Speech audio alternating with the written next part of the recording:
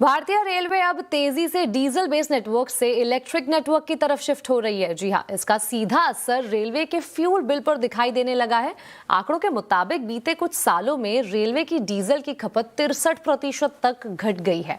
इस खबर पर पूरी जानकारी दे रही है दीपाली नंदा। दीपाली, बताइए रेलवे को आखिर मिशन इलेक्ट्रिफिकेशन से कैसे फायदा हो रहा है?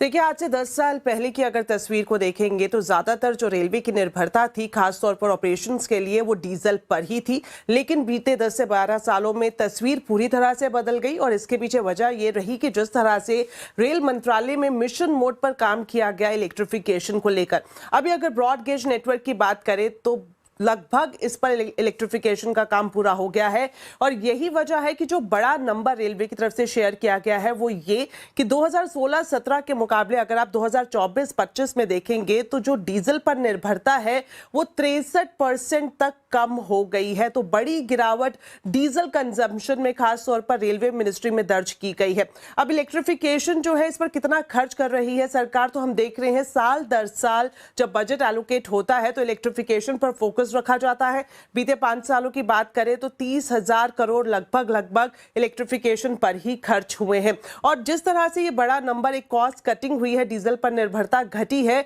जाहिर तौर पर अभी जिस तरह की वैश्विक स्थिति है उसको देखकर एक्सपर्ट का ये मानना है कि अगर समय रहते रेलवे ने डीजल से इलेक्ट्रिफिकेशन में शिफ्ट ना किया होता तो अभी जो ग्लोबल क्राइसिस चल रहा है इस दौर में एक बड़ी आफत रेलवे के लिए हो सकता था, खासतौर पर फ्रेट और पैसेंजर ऑपरेशंस को लेकर। लेकिन यहां पर राहत की बात यह है कि इलेक्ट्रिफिकेशन की तरफ रेलवे बढ़ रही है। इससे दो और फायदे हो रहे हैं। जो ग्रीन मोबिलिटी पर सरकार का फोकस है वो भी कहीं ना कहीं अचीव होता हुआ दिखाई दे रहा है और दूसरा फॉरेक्स सेविंग भी इस पूरे इलेक्ट्रिफिकेशन के बाद देखने को मिल रही है। दीपाली, बहुत बहुत शुक्रिया इस पूरी जानकारी के लिए।